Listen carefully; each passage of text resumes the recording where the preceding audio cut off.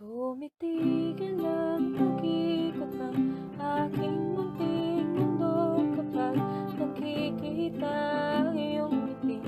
Kasing liwanag ng araw-araw, di na nais marinig ang tawag siyang tumunaw sa pusong kinigin mo. Sa lamig ng lumipas, ngunit kahit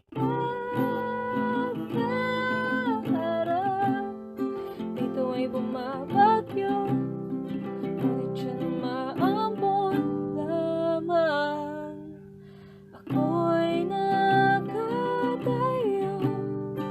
sa lilim ng iyong yakap at halik, ngunit nalulunod pa rin at mangangarap na maanggihan man lang ang pag-ibig mong binihag ng mga ulap.